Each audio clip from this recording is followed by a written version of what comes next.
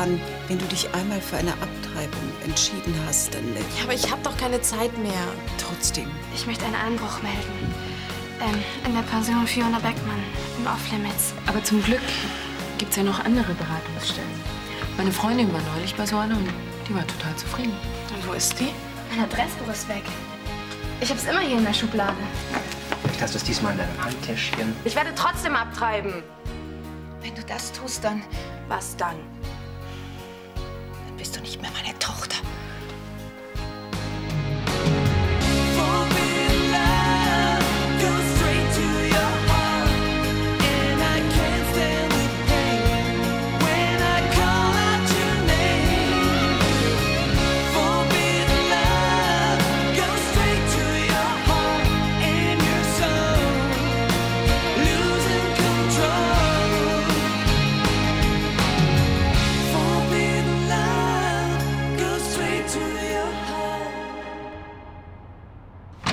Anna, was ist denn?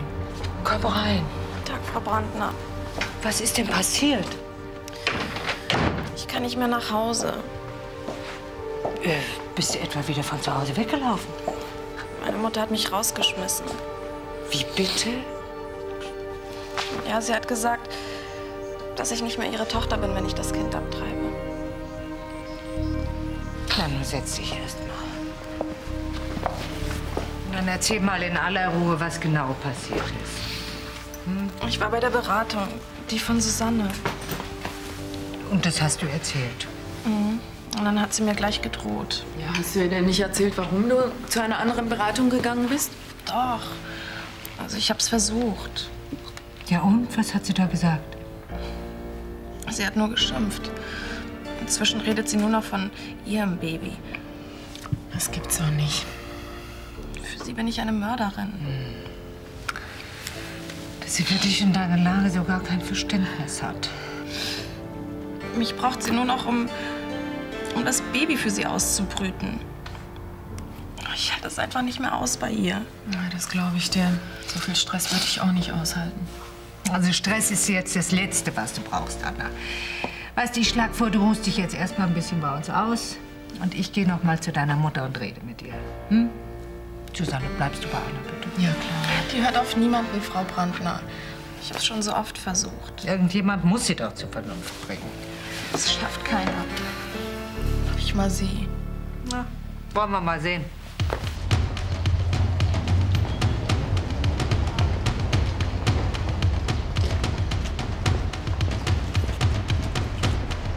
Hallo, Alex.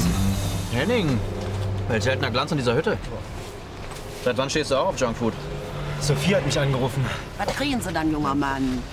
Gar nichts, danke. Ich warte hier nur auf jemanden. Sie trinken auch nichts? Nein, danke. Na gut, dann eben nicht.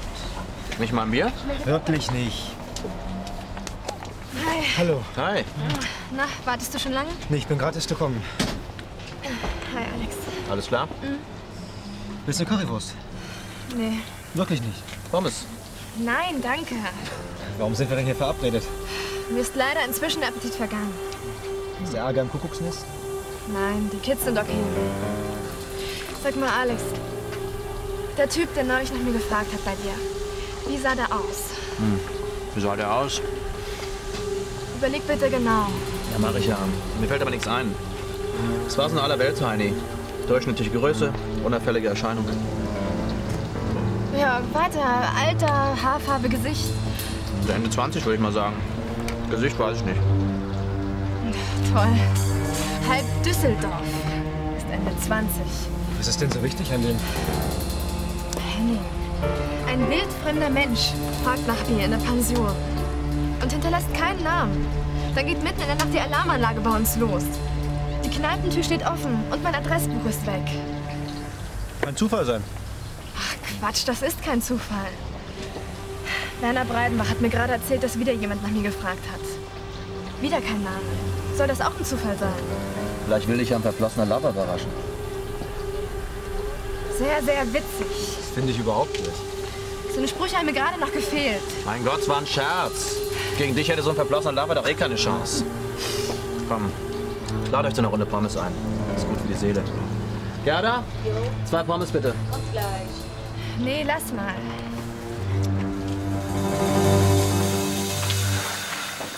Na? Du bist schon auf? Mhm. Nicht nur das. Ich kann sogar nach Hause. Was? Du wirst entlassen? Die Transplantation ist vollkommen problemlos verlaufen. Ihr Bruder ist viel schneller wieder auf den Beinen, als wir erwartet haben. Tja, ich habe doch gesagt, so schnell haut mich nichts um. Seine Knochenmarkzellen verteilen sich jetzt in ihrer Blutbahn, um sie wieder ganz gesund zu machen. Sie werden sozusagen ab jetzt immer einen Teil von ihrem Bruder in sich tragen. Hauptsache, du bist bald gesund. Ja. Ich lasse Sie jetzt am besten einen Moment allein. Ich schaue später noch mal rein, ja? Danke.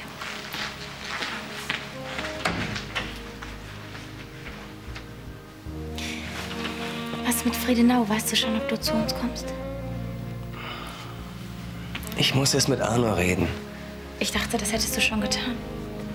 Du, das geht nur portionsweise und dann in kleinen Dosen. Der war schon sauer, dass mir Christoph den Job angeboten hat. Ich glaube nicht, dass er was dagegen hat. Er ist ein sehr verständnisvoller Mensch. Ach ja? Das ist ja was ganz Neues. Doch, ich bin mir ganz sicher. Du scheinst ihn ja gut zu kennen. Wer weiß. Bitte sehr, der Herr. Danke. Ich werde ab jetzt meine Mittagspause immer hier machen. Die Bedienung ist viel freundlicher als an der Imbissbude.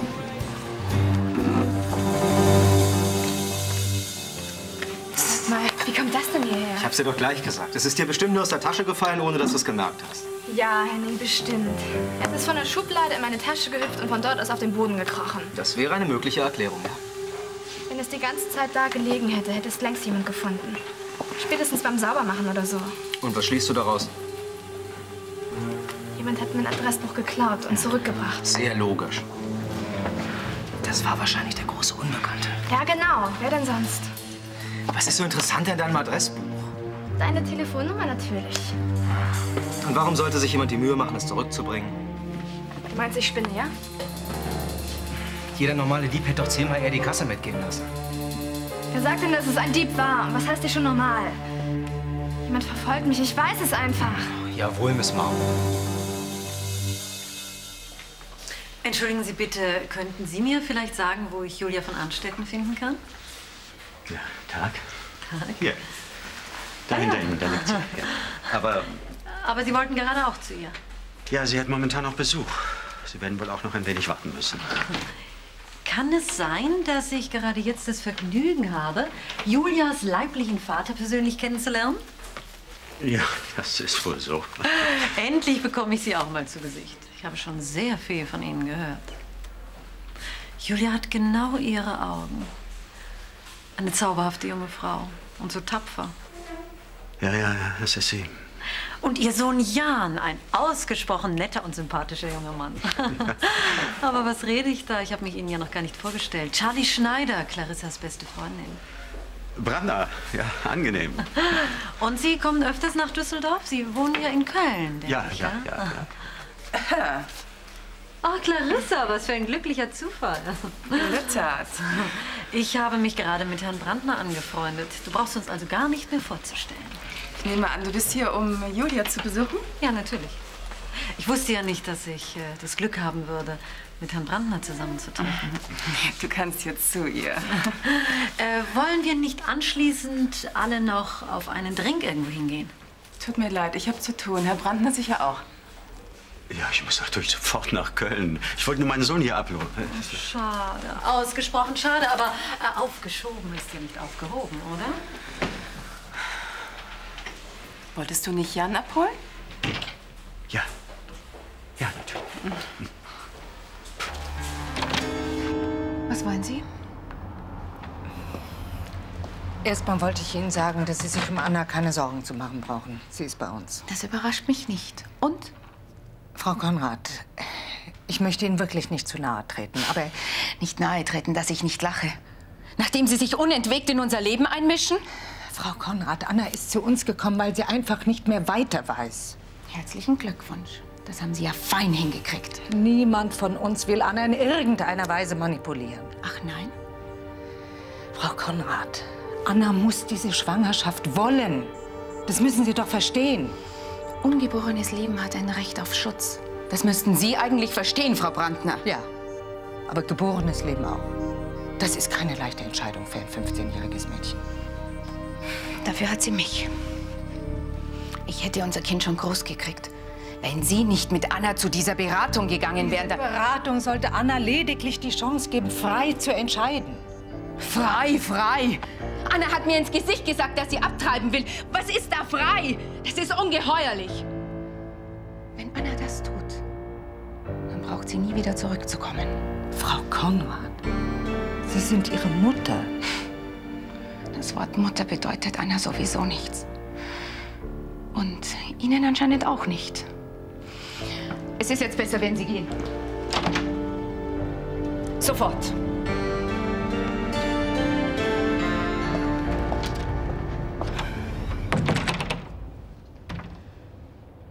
Wie ich schon sagte, wir wollen in Mecklenburg-Vorpommern eine Telefonseelsorge aufbauen. Nach den letzten Jahren ist es leider notwendig geworden. Und was führt Sie ausgerechnet zu mir? Unsere Recherchen haben ergeben, dass die Düsseldorfer Telefonseelsorge gerade im Bereich Suchtkranke und Jugendliche vorbildlich ist. Und als mir Breidenbach dann von Ihnen erzählte... Ach, Sie haben eine Adresse von Herrn Breidenbach. Er und offensichtlich auch andere Mitglieder des Fördervereins Kuckucksnest sind von Ihrem Einsatz sehr beeindruckt, Frau Beckmann. Da schien es mir nur allzu schlüssig, mich direkt an Sie zu wenden. Dann kommen Sie doch einen Moment rein und setzen Sie sich. Danke. Sehr liebenswürdig. In welcher Stadt möchten Sie denn die Seelsorge aufbauen, bitte? In Wismar, einer kleinen Stadt zwischen Rostock und Schwerin. Ah ja, und wer genau steht hinter dieser Initiative? Wir haben einen Verein gegründet. Einige private Unternehmen haben ihre Unterstützung auch schon zugesagt. Und wie kann ich Ihnen denn da nun ganz konkret dabei helfen? Ich wollte einfach mal hören, wie der Alltag eines solchen Unternehmens aussieht. Die täglichen Probleme, Personalfragen etc. etc. Da kann ich Ihnen sehr viel erzählen. Ich arbeite nämlich schon seit Jahren mit Jugendlichen. Ach, wie interessant. Wir müssen uns beeilen, Jan. Ich habe noch ein paar Termine in Köln. Keine Panik. Du schaffst das schon. Entschuldige, aber ich bin etwas unter Druck. Schon gut. Ich habe mich noch gar nicht erkundigt, wie es dir geht. Das brauchst du auch nicht. Mir geht's blendend. Hallo. Ich habe gerade erfahren, dass du schon entlassen worden bist. Ja, es ging alles glatt über die Bühne. Das freut mich für dich. Ich wollte mich noch mal ganz herzlich bei dir für alles bedanken. Wofür? Was du für meine Tochter, für deine Schwester getan hast, war wirklich großartig. War das selbstverständlich? Heutzutage ist leider nichts mehr selbstverständlich. 2 kurze Piekser, nicht der Rede wert. Entschuldigung. Natürlich. Ich kann dir gar nicht sagen, wie sehr es mich freut, dass Jan endlich für Christoph arbeiten wird. Christoph kann das auch kaum erwarten. Naja, Jan probiert gerne öfter mal was Neues. Hat er doch recht. Das sollte jeder machen. Stimmt. Entschuldige, wir haben es wirklich sehr. Schon gut. Also, bis bald.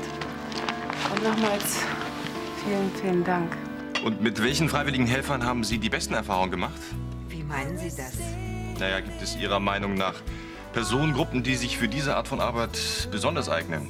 Mütter, Menschen bestimmter Altersgruppen? Nein, das kann man nicht so genau sagen. Wichtig ist, dass die Mitarbeiter sensibel sind. Tolerant und diskret natürlich. Natürlich. Unsere Arbeit ist nur möglich, wenn absolutes Vertrauen da ist. Und Anonymität. Die gehört natürlich auch dazu. Aber ist es denn immer möglich, wirklich anonym zu bleiben? Das sollte man zumindest versuchen. Nur so ist es möglich, dass Ihnen der Hilfesuchende wirklich alles anvertraut. Und es gibt keine Ausnahmen? Naja, Ausnahmen gibt es immer. Da muss man sich schon auf das Einfühlungsvermögen unserer Mitarbeiter verlassen. Und auf ihren gesunden Menschenverstand. Haben Sie in dieser Hinsicht auch schon Erfahrungen gemacht? Sie werden verstehen, dass ich zum Schweigen verpflichtet bin. Das verstehe ich sehr gut. Die Details interessieren mich auch nicht. Naja, einen solchen Fall habe ich selbst erlebt. Zu dieser Person ist später ein sehr intensiver Kontakt entstanden. Er besteht eigentlich immer noch. Schon lange? Ziemlich lange. Wir sind trotz unseres Altersunterschieds sozusagen Freundinnen geworden. Eine Freundschaft, die so entsteht, muss wunderschön sein. Das ist sie auch. Na, Mahlzeit. Und? Hast du mit ihr geredet? Geredet schon, aber ich fürchte, sie hat wieder nicht zugehört. Deine Mutter hat wirklich nur noch das Kind im Sinn. Ihr Kind. Das habe ich doch gesagt. Die ist so verbohrt, zu der kommt kein Mensch mehr durch. Ich verstehe nicht, wie sie sich als Mutter so verhalten kann. Das Gejammere über Annas Mutter bringt uns jetzt auch nicht weiter. Mutter. Viel wichtiger ist jetzt, was mit Anna ist. Weißt du genau, was du willst? Also, ich bin mir ganz sicher. Ich bin einfach zu jung, um Mutter zu werden. Ich schaff das nicht. Ich kann dich gut verstehen. Ich an deiner Stelle würde genauso handeln. Hast du schon einen Termin? Du meinst im Krankenhaus? Weil jetzt, wo ich mich entschieden habe, möchte ich es eigentlich so schnell wie möglich hinter mich bringen. Wenn du willst, mache ich für dich den Termin aus. Aber zwischen Beratung und Abtreibung müssen mindestens 3 Tage liegen. Das weißt du, oder? Danke, das ist wirklich lieb von dir. Ja, und zur Untersuchung musst du vorher auch noch. Ja, klar. Was willst du denn jetzt eigentlich machen?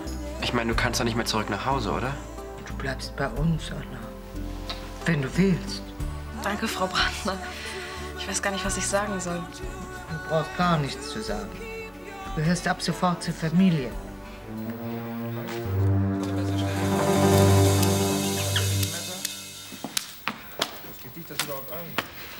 Also, ich gehe mal runter, ne? Es wird gleich voll. Also so hektisch kenne ich dich gar nicht. Ich bin doch überhaupt nicht hektisch. Oh, Scheiße. Und nervös bist du auch nicht. Nein. Sag mal, was ist los mit dir, Sophie?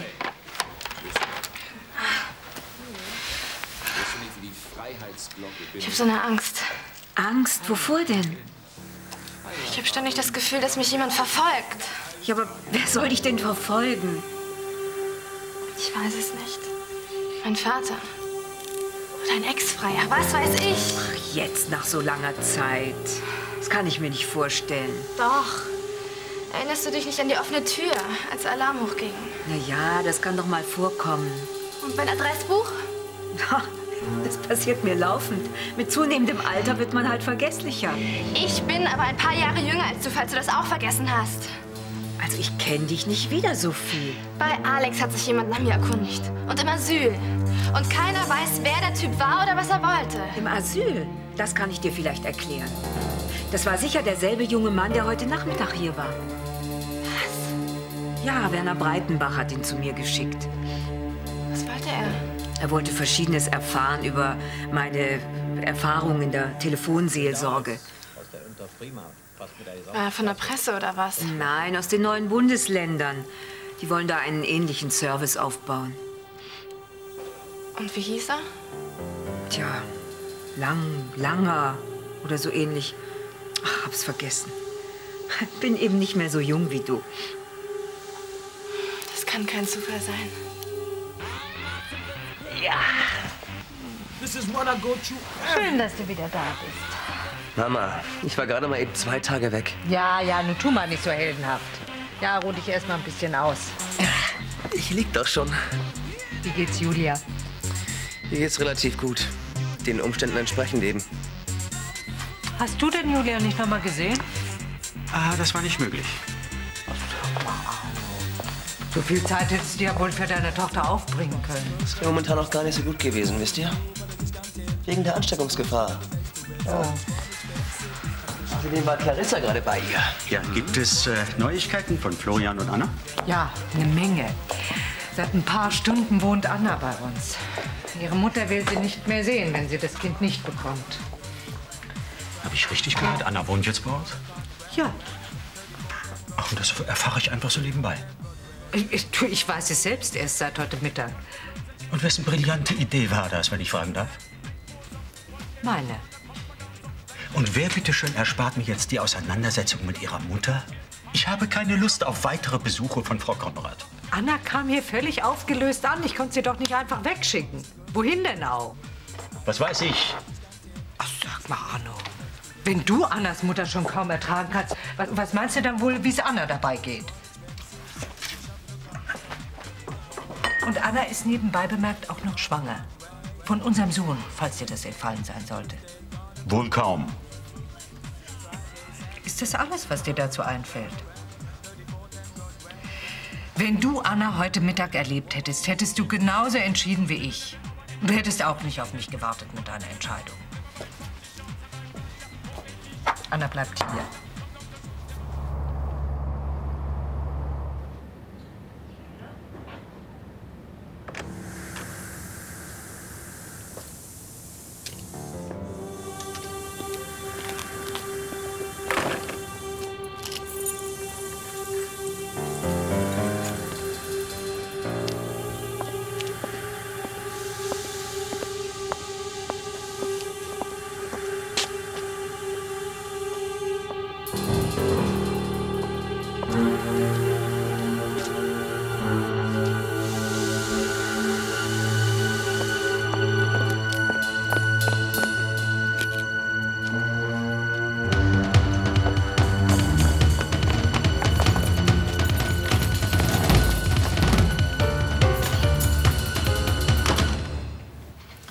Wenn ich bloß wüsste, was mit dir los ist.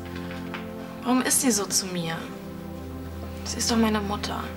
Und ich habe ihr überhaupt nichts getan. Ja? Darf ich noch mal kurz stören? Hier. Dein Termin. Da steht alles drauf. Telefonnummer, Adresse vom Arzt im Krankenhaus und so. Danke. Das ist wirklich lieb von dir. Ja. Ich weiß nicht, wie ich das alleine geschafft hätte. Schon gut. Hast ja genug am Hals. Ja, wenn es bloß schon vorbei wäre. Ach, das kriegen wir schon hin. Nicht Florian? Du gehst doch mit Anna ins Krankenhaus, oder? Ich weiß noch nicht. Was soll denn das heißen? Ich meine, das ist doch schließlich auch deine Sache. Oder bist du plötzlich dagegen? Nein, natürlich nicht. Ich habe dir doch gesagt, dass ich deine Entscheidung akzeptiere. Na, dann kannst du doch auch mitkommen. Ich will da nicht alleine hin. Ja. Entweder du stehst dazu oder nicht, aber hier rumdrucksen, das geht nicht. Das ist das Letzte, was Anna jetzt gebrauchen kann. Ich werde es mir überlegen. Mein Gott, wie lange überlegst du denn noch? Also ich muss jetzt schlafen. Wenn du willst, kannst du bei mir im Zimmer schlafen. Ich habe genug Platz. Störe ich dich auch wirklich nicht? Ach Quatsch, wenn ich schlafe, dann schlafe ich. Also ist okay, wenn ich gleich nachkomme? Ja klar. Also bis gleich oder bis morgen in der Früh. Ich schlafe sicher gleich ein. Gute Nacht, Florian. Ich dachte, du schläfst hier. Ich glaube, ich schlafe heute Nacht lieber alleine. Aber wieso denn?